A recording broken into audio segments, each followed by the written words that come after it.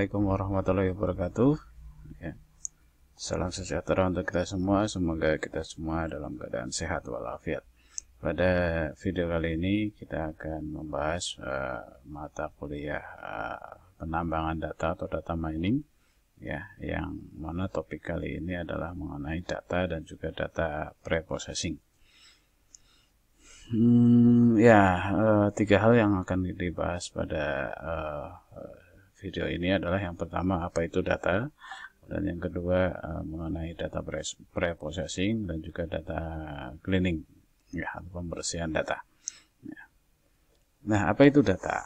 Ya, data itu adalah koleksi dari objek data dan juga atribut-atributnya. Ya, koleksi dari objek dan atribut, atau lebih sederhananya ya, gabungan antara baris dan kolom, ya. Nah, baris sebagai data atau objek, kolom ini sebagai atribut, ya, atau field, ya. Ya, atribut ya ini merupakan properti dari satu objek, ya. Misalnya ini katakanlah data ini pendapatan misalnya gitu ya, atau data kredit dan sebagainya. Maka atribut ini adalah properti dari objek tersebut. Nah, berikutnya adalah atribut value. Nah, kita bicara data pasti bicara mengenai nilai dari setiap data. Nilai dari setiap data itu beraneka ragam gitu ya, bisa berupa angka atau satu simbol yang merupakan value yang menggambarkan, ya, keadaan dari satu objek atau satu record tertentu gitu ya. Nah, perbedaan antara atribut dan juga atribut value itu penting gitu kan ya, untuk dipahami gitu kan ya. Atribut itu ya ibaratnya field-nya, kalau atribut value adalah value-nya. Nah, itu di keduanya gitu ya saling berkait satu dengan yang lain gitu ya. Misalnya atribut yang sama itu dapat nyatakan dalam berbagai atribut value gitu ya. Yang pertama misalnya ada tinggi atau height, itu dapat diukur dengan ya berapa kaki, meter, ya, sentimeter dan sebagainya, ya. Demikian juga gitu ya, atribut yang berbeda itu bisa jadi diukur dengan value yang sama gitu ya, dengan nilai yang sama. Nah, misalnya atribut value dari ID dan juga age itu sama-sama integer gitu ya. Satuannya integer atau jenisnya integer, ya, dan seterusnya. Nah, beberapa jenis dari atribut, ya, yang sering ada dalam suatu kumpulan data, ya, dataset, ya, bisa berupa database atau yang lainnya, ya. Data itu bisa macam-macam bentuknya.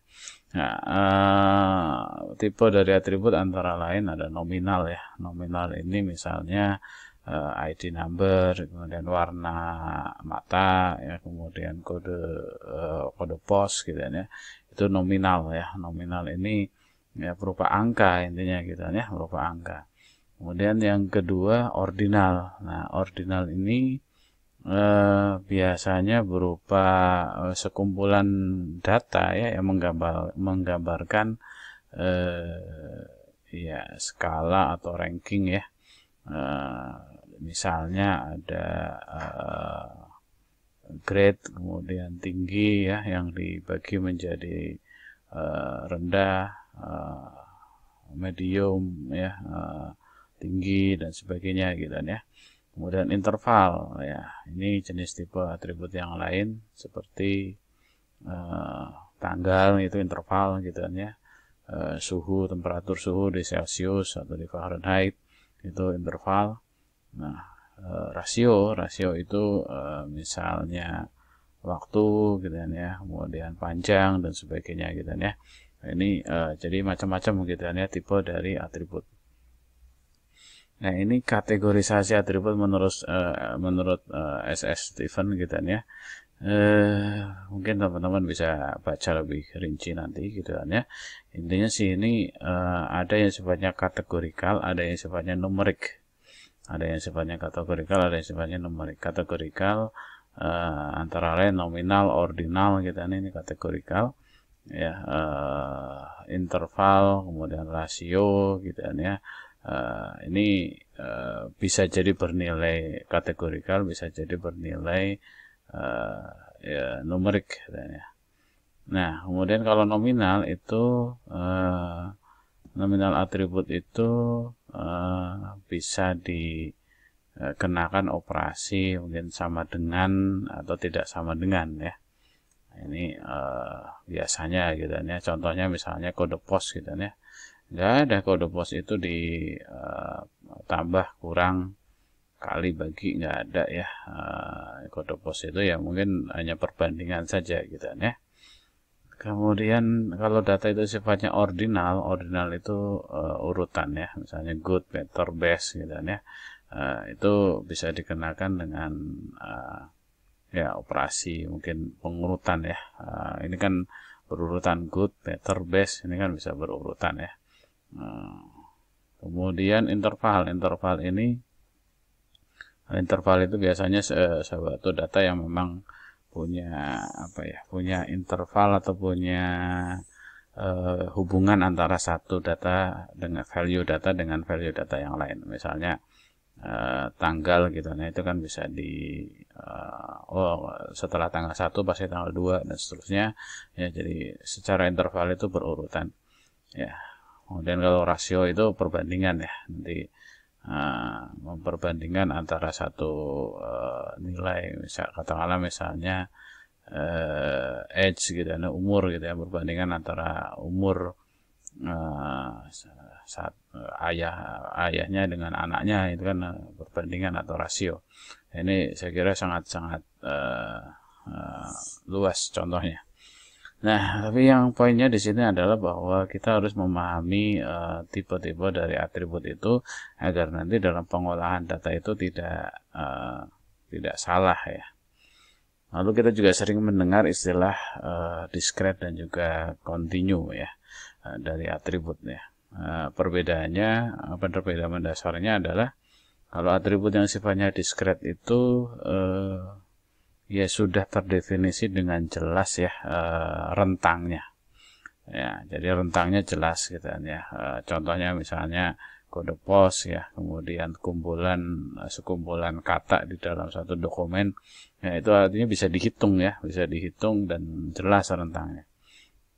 Sedangkan continuous atribut ini adalah atribut yang bisa sangat beragam dan jumlahnya bisa tidak terbatas. Continuous ya, biasanya ini direpresentasikan dalam suatu bilangan real atau bilangan pecahan gitu kan ya. Contoh misalnya temperatur atau suhu, itu kan bisa koma-komaan sampai berapa digit ya, dan itu bisa banyak sekali gitu kan ya. Bisa tidak terbatas ya, rentangnya bisa tidak terbatas, continuous ya. Dan ini biasanya sih data-data yang memang berkaitan antara satu data dengan data yang lain. Nah, itu antara discrete dan juga continuous. Lalu situasi atau kondisi dari data itu dalam kenyataannya itu seringkali tidak sesuai dengan harapan ya.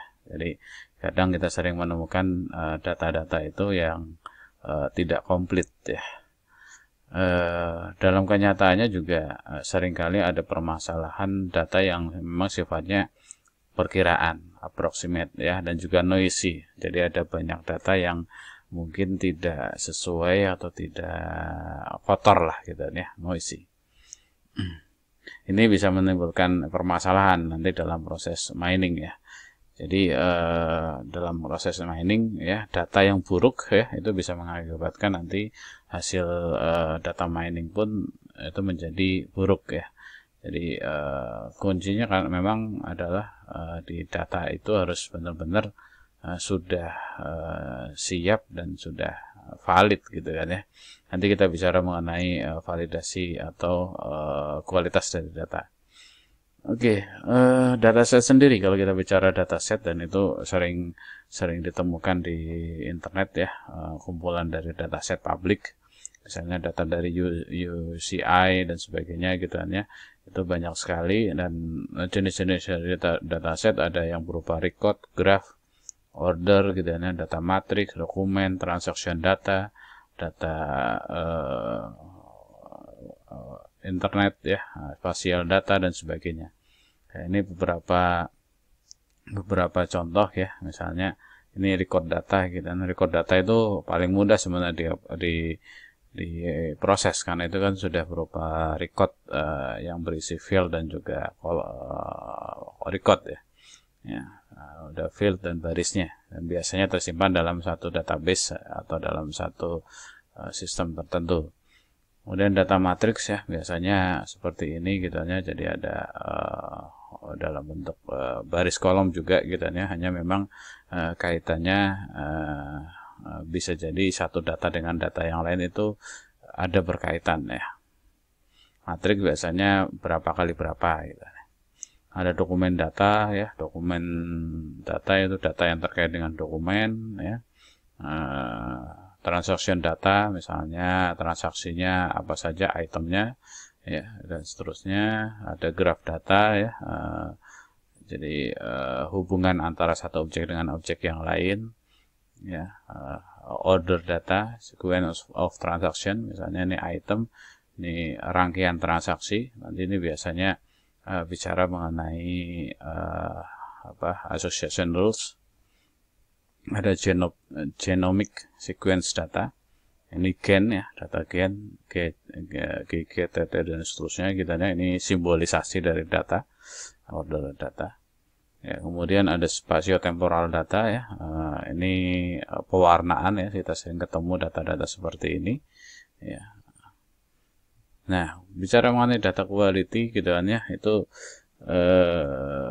penting gitu kan ya, karena ya tadi ya, saat kita melakukan data mining terhadap data yang buruk kualitasnya, maka hasil dari data mining pun akan buruk ya. Beberapa permasalahan umum yang terkait dengan quality dari data ya, yang pertama adalah noise dan outlier ya. Noise ini data yang tidak bersih ya.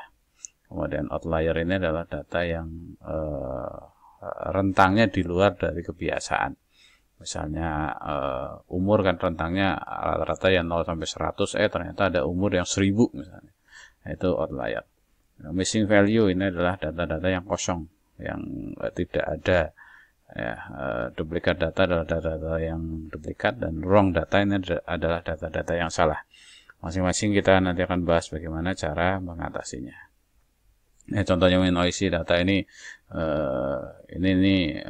data grafik sinus yang bersih gitu kan ya. Sedangkan yang ini adalah data sinus yang noise gitu kan ya. Ini artinya ini harus dilakukan cleansing gitu kan ya, agar bisa diolah dengan lebih baik atau lebih mudah. Outlier ini ya data yang di luar ya. Ini seperti penggak visualisasinya, misalnya dalam proses clustering tiba-tiba ada data yang nyempil satu gitu ya di ujung ya. Kayak tadi ya, umur rentangnya antara 0 sampai 100 gitu, tapi ternyata ada seseorang atau data yang umurnya 1000 gitu ya, atau umurnya min 10. Nah, itu outlier ya. Itu harus dihilangkan gitu kan ya, harus diatasi ya, agar tidak mempengaruhi. Karena kalau ini dibiarkan, nanti ini bisa mempengaruhi cluster yang ini ya, yang harusnya centroidnya itu ada di tengah sini, tapi ternyata bisa jadi ada di tengah di sini gitu ya. Jadi mempengaruhi hasil. Dan missing value ini adalah nilai-nilai yang kosong ya, kosong ataukah tidak nol gitu kan ya. Ini seringkali terjadi pada saat tidak lengkapnya proses koleksi atau pengambilan data. Contoh misalnya tadi ya, jenis kelamin gitu kan ya, katakanlah sistem inputnya ternyata memungkinkan untuk jenis kelamin itu tidak diisi ya. Ternyata dari data itu banyak yang tidak diisi. Nah, ini missing values. Ya, bagaimana menghandle missing values ya, macam-macam ya. Ada yang misalnya, oh hapus saja ya, atau eliminate aja gitu data tersebut. Ya, itu bisa jadi ya. Kemudian bisa juga mengestimasikan missing values. Jadi misalnya tadi jenis kelamin gitu ya, itu katakanlah ada yang kosong gitu ya. Maka kita bisa estimasi ya. Kita bisa estimasi itu dengan cara katakanlah misalnya datanya rata-rata itu jenis kelaminnya apa. Nah, kita diisi dengan data yang rata-rata ya. Dan seterusnya ya. Nah, kemudian duplikat data ya. Duplikat data itu misalnya ada data yang sebenarnya sama ya, tapi tersimpan 2 kali. Ini juga harus dihindari atau dilakukan proses cleansing atau pembersihan. Ya, misalnya ada dari data itu ada satu orang yang email addressnya mungkin banyak gitu kan ya, padahal datanya cuma 1. Nah, itu harus dilakukan proses cleaning ya. Nah, sekarang kita bahas data preprocessing atau preparation data ya. Data preparation ini merupakan bagian dari proses CRISP DM, di mana yang pertama adalah business understanding, yang kedua adalah data understanding ya, yang ketiga adalah data preparation ya. Oke, kita lihat nah, ukuran dari kualitas data ini secara umum gitu ya, ada beberapa ukuran. Kita sebenarnya bisa fokusnya pada salah satu saja gitu kan ya, kualitas mana yang mau kita kejar. Tapi kalau memang mau mengejar seluruhnya juga nggak ada masalah gitu kan ya. Misalnya seberapa akurat data, seberapa komplit data, seberapa konsisten data, dan seberapa ini timelines ini apakah diupdate-nya secara dari sisi waktu lengkap atau tidak ya. Misalnya ada data 1 bulan ini terupdate tapi bulan berikutnya kosong. Nah, itu tidak memenuhi unsur kualitas dari sisi timeliness. Kemudian believable gitu ya. Ini apakah data itu yakin benar. Misalnya kita ngambil data berupa berita gitu kan ya. Nah, itu berita itu apakah yakin memang berita yang benar atau tidak ya. Nah, itu kan sekarang kan banyak hoax gitu ya. Nah, kemudian interpretability. Nah, apakah data itu mudah dipahami apa enggak ya? Tingkat mudah dipahaminya besar atau tidak. Nah, ini seringkali berurusan dengan penamaan data. Ya, penamaan atribut ya. Atribut itu misalnya kalau atributnya pakai simbol-simbol itu agak sulit untuk dimengerti oleh kebanyakan orang. Oke, ini beberapa proses besar ya dalam proses data preprocessing yang sering dilakukan. Yang pertama adalah data cleaning. Data cleaning tadi misalnya, mengisi missing values. Jadi value yang kosong itu dilengkapi lah gitu istilahnya. Bagaimana melengkapinya? Ya nanti bisa menggunakan algoritma tertentu gitu kan ya. Kemudian yang kedua, smooth noisy data. Kalau ada yang datanya noise, itu bisa diperhalus ya, bisa dihilangkan ya. Bukan nggak hilang 100% ya seringkali gitu, tapi diperhalus sehingga noisy data tadi bisa lebih valid. Kemudian identify atau remove outlier ya. Kalau ada outlier itu bisa dihilangkan ya, bisa dihapus ya. Kenapa? Karena itu bisa mengganggu hasil keseluruhan. Kemudian kalau ada data yang tidak konsisten itu bisa ditangani gitu ya. Ini bagian dari cleaning. Lalu ada data reduction. Data reduction ini pengurangan dimensi dari data. Datanya misalnya 1000 kali 1000. Maka kita bisa kurangi itu dengan melakukan beberapa langkah. Misalnya dimensional reduction, numerous reduction, dan data compression. Contoh misalnya kalau data citra ya. Data citra itu citra berwarna ya. Misalnya mau deteksi wajah ya. Deteksi wajah itu kalau citra berwarna itu pakai RGB itu datanya bisa sangat banyak. Padahal yang kita perlukan kan untuk warna wajah nggak penting gitu ya, sehingga kita bisa lakukan itu reduksi dengan membuat itu jadi hitam putih atau jadi grayscale. Itu mereduksi dimensi tadi. Lalu ada data transformation atau data discretization ya, dan juga data integration. Nah, ini nanti 2, 3, 4 akan dibahas di slide atau di video selanjutnya. Nah, data cleaning. Data cleaning itu apa ya, pekerjaan yang kadang bikin males gitu ya, karena memang data itu dalam kenyataannya itu bisa sangat kotor gitu kan ya. Seringkali kita menemukan data yang kotor. Saya pernah melakukan penelitian untuk memetakan data mahasiswa itu ke peta ya, jadi data asal mahasiswa. Mahasiswa Budi Luhur ini kebanyakan dari mana sih gitu ya, pengen kita tahu gitu ya. Akhirnya dipetakanlah gitu ya ke dalam bentuk spasial atau pemetaan. Nah, ternyata datanya itu banyak yang tidak komplit atau tidak konsisten. Terutama masalah alamat gitu ya. Alamat yang kosong udah pasti banyak. Ya, kemudian alamat yang tidak konsisten seperti mahasiswa menuliskan misalnya Jakarta dengan JKT, dengan Jakarta, dengan Jaksel, dengan dan seterusnya gitu ya. Tangerang, TNG, Tangerang ya, G-nya 2 dan seterusnya. Itu membuat ya bisa membuat proses data mining itu lama. Itu antara lain adalah data cleaning, ya, membersihkan data. Oke, nah misalnya tidak komplit tadi, kosong misalnya, kita missing data, katakanlah, oh ya kita cari yang missing data yang kosong, ya data yang kosong ada enggak gitu ya. Nah, ini pekerjaannya kosong ya misalnya, lalu ada salary atau gaji gitu ya, ada yang noisy enggak, wah ada yang min 10, nah ini salary min 10, kan nggak mungkin ya. Kemudian inkonsistensi misalnya antara umur ya, umurnya 42 padahal ulang tahunnya di 3 Juli 2010 gitu kan ya. Nah, dihitung dari tanggal lahir misalnya, itu tidak valid gitu kan ya. Oke, kemudian misalnya masalah grading tuh ya, grading itu kan inkonsistensi ya. Misalnya di kampus dulu gradingnya kan A, B, C gitu ya, menjadi A min, A, B plus, B min dan seterusnya. Itu merupakan inkonsistensi data. Itu harus diatasi gitu ya, harus divalidasi.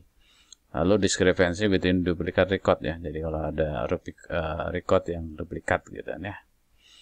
Oke, misalnya Januari tanggal lahir ya, 1 Januari 1970 ya, itu kadang ada data yang salah gitu ya, data yang tidak pas. Oke, nah ini ada beberapa hal terkait dengan incomplete data atau missing data ya. Data itu tidak selamanya terisi gitu kan ya. Nah, tadi sudah dibahas gitu kan ya, penyebabnya bisa jadi banyak gitu kan ya. Tapi intinya data yang missing ini kita harus tangani atau harus dihilangkan gitu kan ya. Nah, ini ada latihan atau ada contoh ya, missing dataset ya. Nah, ini ada cerita bahwa si Jerry ini seorang manajer marketing ya, ingin melakukan survei ya. Ternyata setelah hasil surveinya itu keluar ya, ternyata ada banyak data yang kosong gitu kan ya. Nah, contohnya di sini ya, ini contoh data yang missing ya. Nah, ini ada yang tidak diisi intinya gitu kan ya.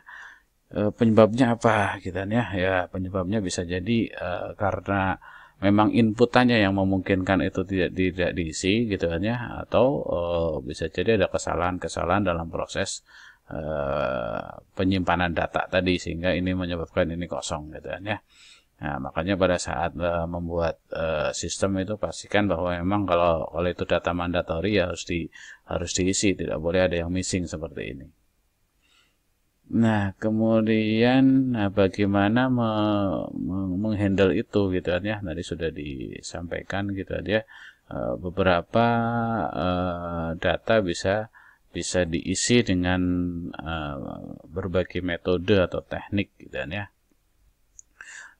Misalnya katakanlah diisi dengan nilai atau nilai yang memang majority gitu kan ya, yang terbanyak gitu kan ya, atau diisi dengan justru malah nilai yang terkecil gitu kan ya. yang terkecil. Nah, ini misalnya katakanlah sebagian besar laki-laki gitu kan ya, maka isi data yang kosong itu dengan perempuan aja deh gitu kan ya, dan seterusnya gitu kan ya. Nah, tapi memang dengan cara otomatik itu ya terkadang menimbulkan permasalahan baru gitu kan ya. Bagaimana memastikan bahwa memang isinya itu benar gitu kan ya. Ada cara lain dengan mengatasi itu secara manual. Nah, ini tentunya akan makan waktu dan juga mungkin bikin sakit kepala gitu kan ya. Kalau itu datanya ribuan atau jutaan, ya. Iya, lihat saya kira bisa lihat kondisi dari data itu sendiri gitu kan ya. Pada saat memungkinkan itu pakai otomatis ya bisa jadi kita lakukan itu dengan cara otomatis gitu kan ya. Kalau memang sedikit bisa kita lakukan secara manual. Nah, missing value detection gitu ya. Nah, ternyata di RapidMiner itu kita bisa melihat atau bisa mengecek statistiknya ya. Jadi pada saat statistik dari data itu bisa kelihatan tuh gitu kan ya, berapa yang missing value gitu kan ya, dari masing-masing field. Ya, nanti bisa dicek ya di RapidMiner. Nah, ini contoh untuk melakukan cleansing data ya, dari data tadi gitu ya, data missing value tadi, apa yang dilakukan gitu kan ya, nih nanti rulesnya seperti apa ya, nanti mungkin teman-teman bisa coba ya. Kemudian noisy data. Nah, noisy data ini juga kurang lebih sama ya, dengan tadi missing data, cuman bedanya kalau missing data kosong, kalau yang ini ada datanya cuman noise atau outlier gitu ya, di luar dari rentang. Nah, ini juga sama ya, bisa diturunkan, caranya ya bisa diganti dengan nilai yang sesuai dengan rentang itu gitu ya, atau bisa juga kalau nggak mau repot ya dihapus aja gitu ya. Ya, nah bisa dilakukan beberapa proses ya, misalnya binning, regression, clustering, dan juga mungkin bisa mengkombinasikan antara otomatis ya, jadi algoritma otomatis dengan human inspection gitu kan ya, dicek oleh orang gitu kan, atau oleh pengolah data. Kemudian ini ada data cleaning as a process ya. Data cleaning ini kalau bicara mengenai cleaning itu ternyata juga banyak kebutuhannya gitu kan ya, dalam berbagai sistem gitu kan ya. Bahkan ada yang mungkin membahas misalnya detection ya, deteksi data-data yang memang tidak baik gitu kan ya, itu bisa banyak penelitiannya ke arah sana. Dalam proses migrasi atau dalam proses data warehouse itu juga sama ya, data cleaning itu juga diperlukan. Lalu untuk integrasi antara satu sistem dengan sistem yang lain itu juga sama ya, seringkali diperlukan proses cleaning, termasuk juga data mining ini gitu kan ya. Oke, ini latihan tadi gitu ya, nanti kita akan bahas di video yang berbeda gitu ya, mengenai contoh bagaimana melakukan cleansing data ya, atau cleaning data.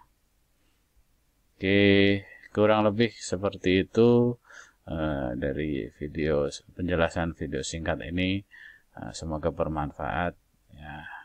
Sampai ketemu lagi di video selanjutnya. Assalamualaikum warahmatullahi wabarakatuh.